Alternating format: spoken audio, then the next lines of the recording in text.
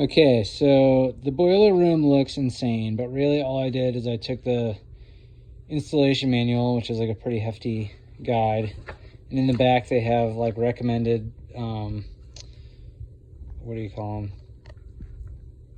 Schematics. And I just like looked up what all these little symbols are. I found the schematic that worked best for us and just bought all this shit basically and tried to stuff it into a tiny room. So what we have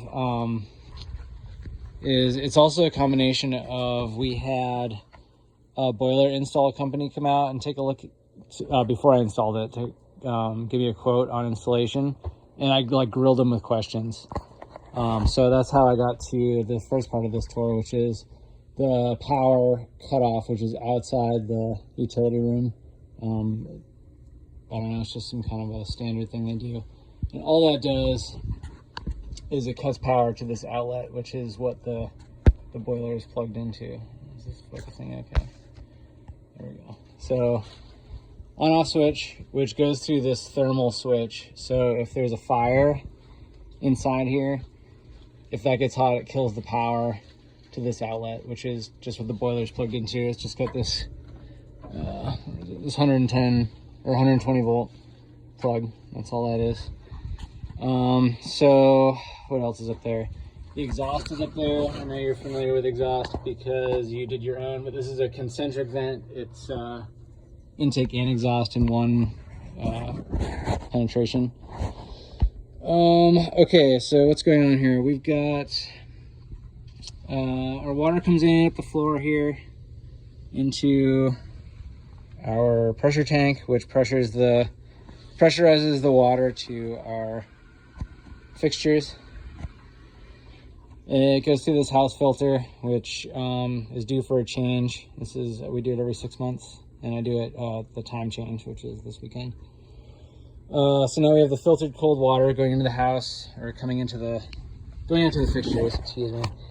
And that comes in here. Where are we? And this is the water supply to the, what do you call it? The hydronic floor system, because it needs a water supply because it can fluctuate volume over time. I don't know if it like escapes as a gas or there's a leak somewhere or what, but you need a supply. So that goes through here, and then it goes through a check valve. This thing regulates the pressure of the water coming in because your boiler has to operate under certain pressure thresholds. We're at like 21. Man, the focus on this is bad. 21 psi. That goes into this bracket thing. This is kind of like a new thing that I think a lot of people are moving to because it's so simple to set up. You need an expansion tank because as the water inside the system heats up, it needs a place to go because it's a closed loop system. So this absorbs that fluctuation. So it takes the water coming in, your supply at a certain pressure, attaches to your pressure tank. This is another gauge, it's redundant, but you can see it's reading 21 as well. It's got a series of valves, so you can like dump the pressure to take this thing apart and work on it. You can like set it up to flush the system. It's very versatile and nice. Okay, so then we have, this is our the water supply coming in now, and I have it just going into the bottom of this air separator here. I'm not sure it needs to tie in any more specific, but it was probably in the schematic if I had to guess. So that's the water supply for the floor. And what else is going on? This is water out. That's water out. So this is the supply water, or the return from the loop going into the boiler for the floor. It's also connected to this bendy pipe, which is the outlet for the floor. And this whole piece, it's like this big bendy piece with this pressure relief elbow on it. This T with these valves and these like flush ports, and this bendy guy. That was all one piece. I just bought it on Supply House for whatever, like 150 bucks. It's designed to fit this boiler, and then it just screws on with these unions. That's what's going on here. That's the supply in. It heats up the water in the boiler. There's also, it's got its own pump in here, which I can explain later. So now it's sending it out. I actually have the floor on so we can see it running. I have it set to 102 degrees.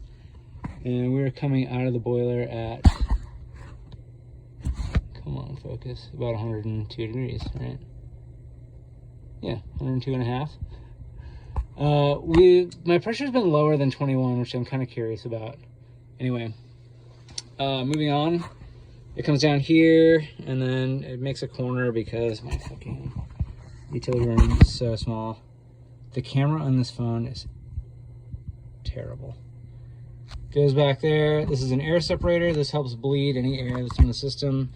Occasionally you can twist this and see if any air comes out. It might just be water. Yeah, it's just water. Okay, and then that goes through here to our circulator pump. This is, I don't know, a fairly late model Grundfos. It has 3 different settings. You can set it to like really low wattage. I think it uses like 5 watts on the lowest setting. It's reading 20 watts now on the medium setting. This pumps the water through the floor effectively. So we got a couple shut-off valves here. Comes in. This is our intake manifold. This is our supply manifold, intake manifold. This is in a car. Supply manifold. So after it's gone through all the pipes, we're down to 100 degrees here. These are, wow, the focus is so bad. These are flow meters. You can adjust like how much flow goes to each zone. We have a 2-zone floor. I'm just running them both wide open, and I'm using it as like one continuous zone. There's a flush port here. What else? Shut off valve, and then it comes out of there and then goes into the floor. Boom. Right there. And then we come out of the floor and into, out of the floor and into our return manifold, which is basically the same thing as this. It's just down here. It has its own air separator and a flush port. These are, you can replace these with actuators and set them up to like a Takeo controller that can operate, what do you call them? I can't think of the name of it, but they like are zone actuators basically. So if one zone is calling for a certain different temperature than the other, they can open and close accordingly. But these are just open, wide open. And then, so we're returning at, come on, focus. I'm sorry, this is so terrible. We're coming back at 70, I just turned it on, so we're at like 78 degrees, something like that. And then we've got a dirt separator or dirt trap here. And basically like you can drain this once a year. I flush the boiler out and then I check the dirt trap and, you know, yada yada. And then it goes up this pipe and then through here back into the boiler. And this is what's called a, God damn it, I should have done some research before I made this video. What do they call this? Closely spaced tees. So since we have a pump here, this is a closed loop system. Since we have a pump here and a pump inside here, these two pumps can run at different rates and not like mess up what's going on with the closed loop system, because it can, like, if this is running and this pump is off, it can slip through this pump and vice versa. So that's what's going on there. This is the gas inlet. This is a drip leg, which is required. It separates any moisture that might be coming in through your liquid propane. The back here is just the domestic hot water. So this is the cold water coming in off the packs down on the floor, through a valve and a flush port and then into the boiler. And then it comes out hot here, the valve, flush port, pressure relief valve, more valves, and that's hot water to the fixtures. And what else is going on? The pump is AC power, so it's got whatever 12.2 Romax going up and into the boiler. It connects up inside here. The panel comes off. There's a bunch of electrical connections here and like dip switches and stuff, so you can like adjust a lot of parameters there. And then this is the thermostat wire coming out of the bedroom. What else is going on? This thing, where does this come out? Oh, this is the condensate. When you burn liquid propane, there's a certain amount of condensation that happens after combustion, and it has to go somewhere, so it drains into the boiler and then down this tube. And since it's highly acidic, it goes through a pH neutralizer here, which just sends it down the drain at a neutral pH, so you don't like thrash town systems or affect your own septic system in any way. This is a high pressure blow off. This is not the correct thing to do, but here we are. This is an overflow tube, so if this substrate gets clogged, it can back up the tube and then out here to the drain. This should be a more I don't know, substantial bowl or something, but it collects the condensate, which is all we need it to do at the moment. And I think that is it. If you have any questions, let me know.